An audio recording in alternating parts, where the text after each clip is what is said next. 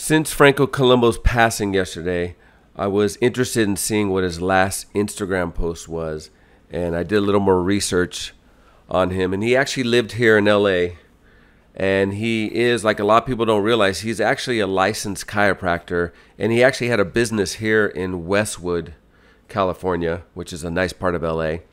And so let's look at his last post. Like, he wasn't a frequent poster from what I've seen, because this last post was done in May, and he became, I guess last year, sometime around November, he became a spokesperson for ISO Sports. And him being a chiropractor, he was marketing one of their joint creams to help out, which would probably work perfectly with his chiropractor business.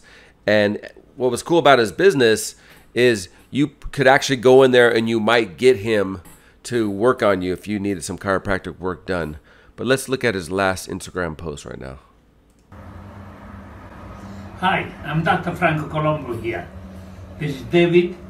He plays golf and he hurt his elbow by playing golf. And the most pain is found here. Then I found a spasm in the forearm muscle. And the best treatment is take the cream with CBD. The mint cream is balanced with CBD and is easy to apply and doesn't have any bad smells. And you massage the entire cream with the thumb going up, and you can still play golf, and you apply it 2-3 times a day. So that was his last post. It seems they're putting CBD oil in everything. I don't know if you've ever tried it. It's actually it worked good for me just on helping you sleep better. But let's go back to his business. So like I said, his business is still there. If we look at a street view of it, his business is literally right here in Westwood. It'd be interesting to see if there's going to be flowers and stuff, you know, placed around on the sidewalk there in remembrance of him. Yeah, what a sad loss. As you saw in that video, he's very coherent. He looks like all his mental capacities are still there. He looks in decent physical shape for 78, and to drown, you know, and he wanted to live to 100. He wanted to write a book on living to over 100, and he probably actually could have done it. But it's amazing how all these people could live these like healthy lifestyles, and they get taken out by freak accidents. So I wonder if when he jumped in the ocean and drowned, did he like get a cramp and just couldn't swim and then sank? And they ended up pulling him out. And by that time, he was already, you know, pretty much dead, even though they took him to the hospital. But it's such a sad thing and such a sad loss for, like I said, basically one of the titans of bodybuilding. I mean, between him and Arnold, it's like they created what we know as bodybuilding today and magnified it into the big sport that it is. And like I said, such a tremendous loss. And you could see of all the videos out there, you know, remembering him and all the news articles. You can see it's a big impact. It makes me wonder how big of an impact it's going to be when Arnold passes, because, I mean, this is really big, and just think Arnold will be even bigger, and that truly will be the end of a bodybuilding age that we all look up to. I'm going to include, I included in the last video part 1 of a dinner conversation with Leroy. I'm going to include part 2 with the interview with Leroy, and like I said, he had Franco Columbu, Artie Zeller, and Arnold Schwarzenegger, and Leroy Colbert's wife Jackie were there, and they knew he was recording this, and he must have known that Arnold was going to be as big as he was, because I mean, why, you know, he didn't record everyone's dinner conversation, but for some reason he recorded this one, and it's really interesting to hear. Let me know what you guys think. It's going to play right after this. And he's wearing a brand new suit. It was almost like a white suit, you know, and he walked in, he was, some guy came in, we used to hang out in the pool room.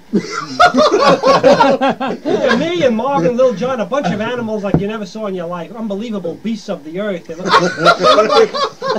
like they slept in hovels. They looked like they slept in hallways. There was one guy there, his name was Rat Eyes. Kind of characters. So, hey, Arnie! Wait, let me finish my story. Yeah, go ahead. So this guy comes in, and he's so self-conscious, he has a new suit, a white suit. And he walks in, he looks at everybody, nobody had to say a word, everybody knew what to do. They all got around him, everybody spit on his suit. Hey, you know, these guys So some crew, you know, they were fantastic. It's like the Dead End Kids in the movies. They make the Dead End Kids look like angels. We were in school, they used to worship Marvin like he was God, you know. I was the first guy. They used to do 3 sets of everything. Nobody did more than 3 sets because God said no more than 3 sets. That was Marvin.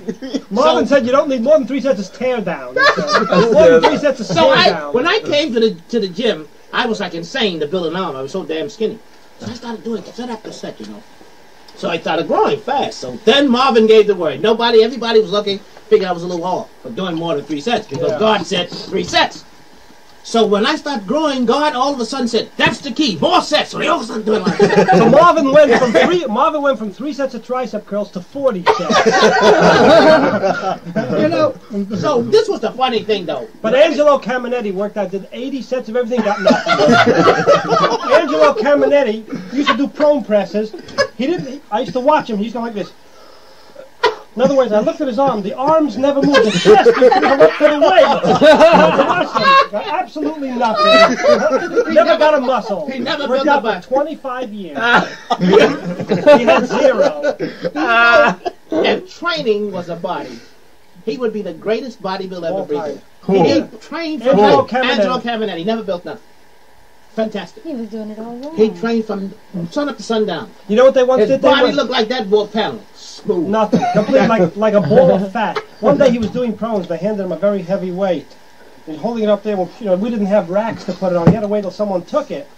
So he did the weight. He did a couple of reps. Then he put it down. He said, "Take it." Instead of taking it, they all started peeing on him.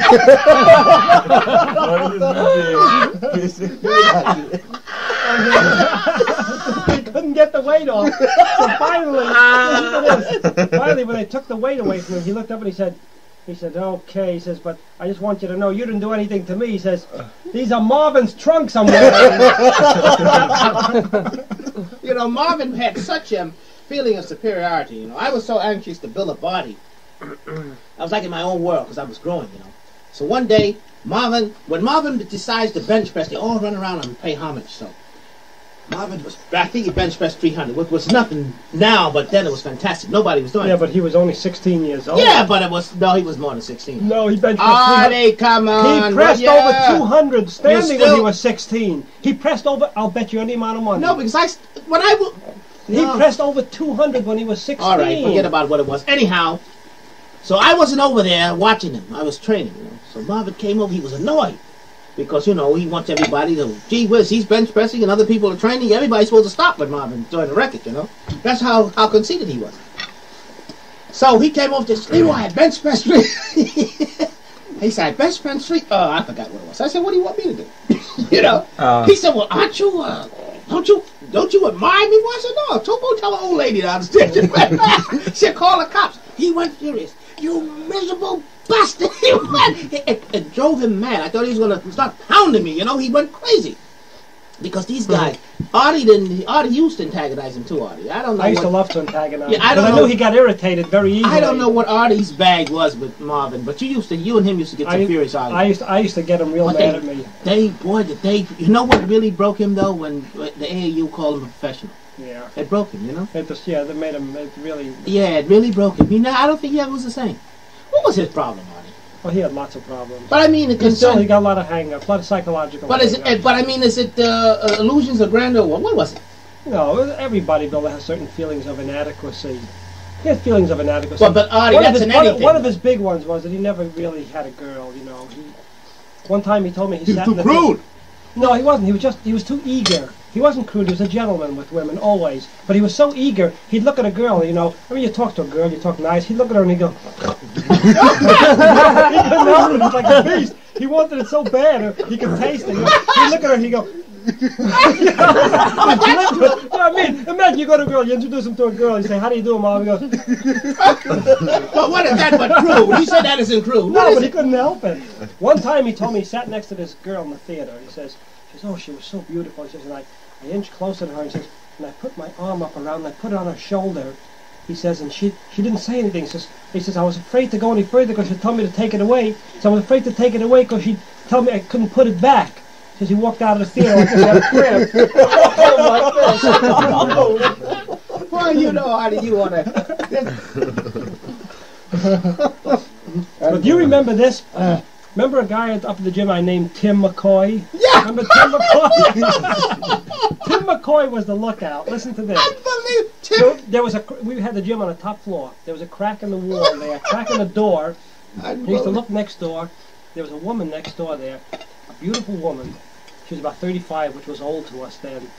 A mature woman, you know, she used to come home every night and get undressed in front of the window. Because the window faced a blank wall, there was no one to see her. She left the shades up, just put the light on, got completely undressed. Then wash herself and stuff in a pan she had there. So you can imagine the guys, you know, we were 16, 17 years old. It was fantastic. So we were all working out. We were working out. We didn't have workout trucks. We worked out in our long underwear. You know, long white underwear. We're working out like mad, bombing it in the winter, and there's so much heat coming out of the room that the windows are all steamed up and everything. And all of a sudden, Tim McCoy is looking out at the peephole. He says, "Here she comes!" So you hear clunk, clunk, clunk, clunk, all the weights dropping. Everybody dashes up on the roof, and it's snowing out. We're all there with in our underwear. We run up to the wall. The first wave, the first 10 guys, and I'm among them, of course. The next 10 wave jumps on our back, and the third 10 up on top. There's like 60 guys up on the roof watching now. And Marvin, he goes, "What are you doing, he wouldn't drop it. He had to finish his set first." He cursing because he has to finish. Finally, he finishes his set and he runs up. He jumps on the top of the heap. And she starts peeling like a show. It was unbelievable. She didn't know anybody was watching her. We're all looking down. And she starts stripping. And she's just about to take her panties off. And Marvin goes, and she looks up, and there's 120 bloodshot eyes staring at her. She couldn't believe it. The whole room full of people watching her. What did you do? The way when we come out on the roof, you should see everybody. All the steam was coming out of the bodies, out in the cold air. It was freezing out in the snow. Steam. So she looked. She went, and we were so mad at Marvin. And we all turned on him. 60 guys turned and wanted to kill him. And we all started walking toward him, and he goes, and he started throwing us over a big fight on the roof in the snow. And 60 guys couldn't get him. You couldn't get near him. He was like Marvin, you know that when Marvin went in the army, all of us attacked him at once. Just push us all aside. You know, Marvin supposed to knocked out the heavyweight champ of the regiment in the army. You remember? Did you hear about that? No. Because they used to put. Oh yeah, well, I'll tell the story. I was right there. I know. Soap dish when and Marvin everything, came to the army, you know, let me tell a story because I know. When he came to the army and they saw his muscles, they never saw anything like that before. But believe me, Marvin, he looked something like Franco. You know, he was a little slightly larger, but that's the kind of muscles he generally had, like Franco. Huge, just, definition. Thick, he was thick and strong looking. So in order, for these guys, they saw him, buzzy, they decided to get him. So if you wake up in the morning, you have to run out of your barracks in the morning. They find his boots full of melted ice cream. What could be worse than that, you know? Put your foot into a boot full of melted ice cream, it's death. And then one day, the worst thing of all, he came to his bed. He was very tired at night. And he came in and he got into his bed and they put crap in his bed. Oh. Yeah. So he got so pissed. He turned to them and he says, "Okay, you guys, this is it." He says, "I'm going to kill all of you right now." He says, "One at a time or all at once, whatever you like." And he got so mad. All the guys, they got terrified. They all, imagine, 40 guys in the barracks, and they were terrified. They all ran in the corner like this. They were terrified. He was by the door, so they couldn't get out. He took his bed. First, he took his bed. He put his foot in the bed and went, he bent the bed to pieces, a big steel bed. He took the thing of bed, and he threw it on his side, and he started walking toward him, the vein in his neck. He had a neck like this.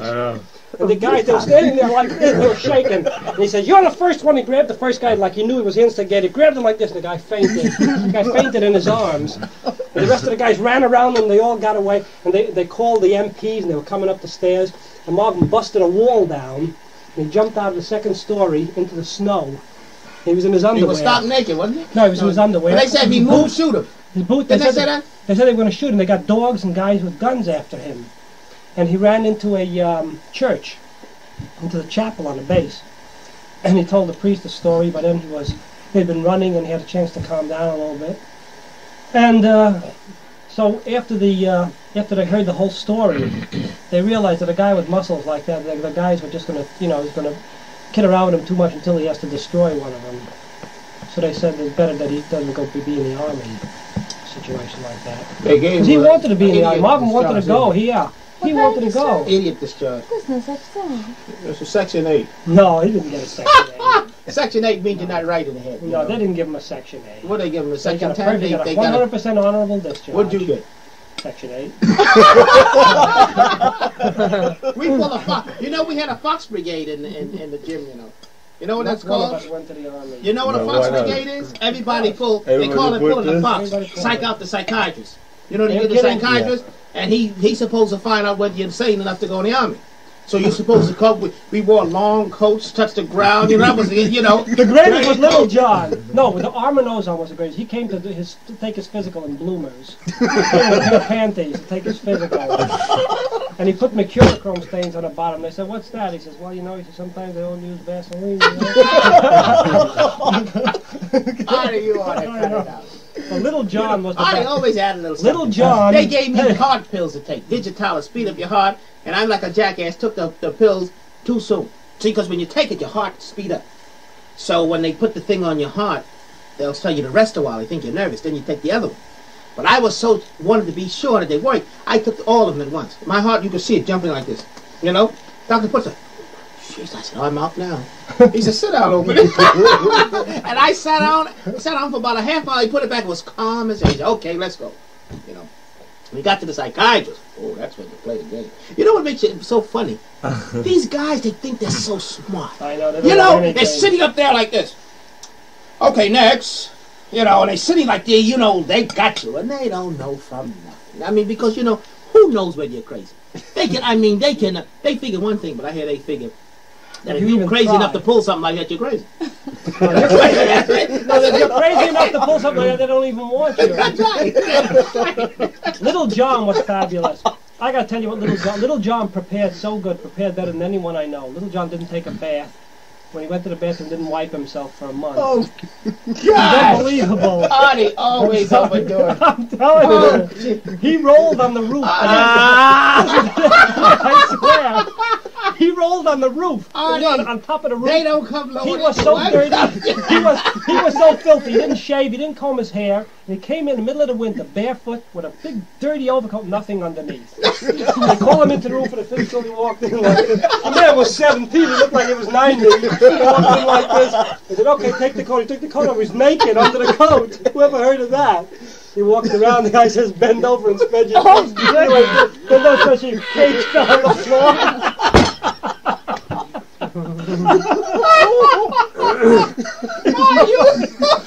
Artie, you lower that cup. I think you added a little. You know, Artie, you always gotta add a little.